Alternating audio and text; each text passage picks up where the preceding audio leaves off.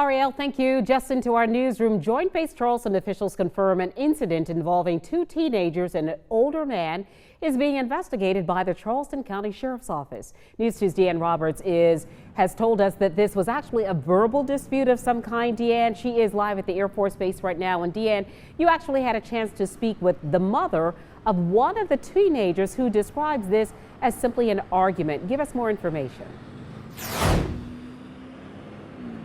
Carolyn, I spoke to one of the mothers as well as her 13-year-old son, Caden. They say he was racially profiled while he was just walking through the Air Force Base just a few weeks ago with his friends. Now, according to Joint Base Charleston officials, they say Saturday, October 5th, two teenagers were playing pranks on local houses and an adult confronted them. JBC says there wasn't any choking, just a verbal dispute. Nothing physical took place. However, Caden's mom has an entirely different story. Take a listen. They did have on hoodies. They were running between the houses. He had on a backpack full of snacks and his friend's iPad. A neighbor apparently saw my son and his friend and thought that they looked suspicious. The man followed behind Caden, and at that point, Caden did take off. He did take off running. His friend went one way, he went the other way. At that point, Caden says that the man grabbed him from behind, turned him around, choked him 2 times around his neck. Pretty much, Caden gave me this motion. He was walking this way, and I started running that way, and he choked me and then tackled me on the fence and then turned me over on the ground with stomach.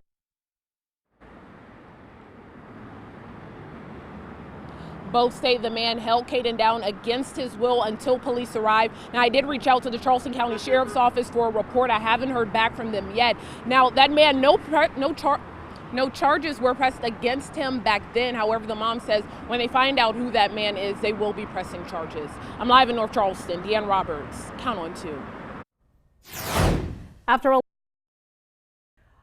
The mother of a teenager says her son was racially profiled while he was at Joint Base Charleston. JBC officials confirm an incident happened between two teenagers and an adult male. However, they say it was a verbal dispute. News 2's Deanne Roberts just broke this story, and she is live from the Air Force Base in North Charleston with more details. Deanne, you spoke with Joint Base Charleston officials as well as the mother. What have you learned? Well, a mom says her son was racially profiled and even choked by a man while walking through the Air Force Base with some friends.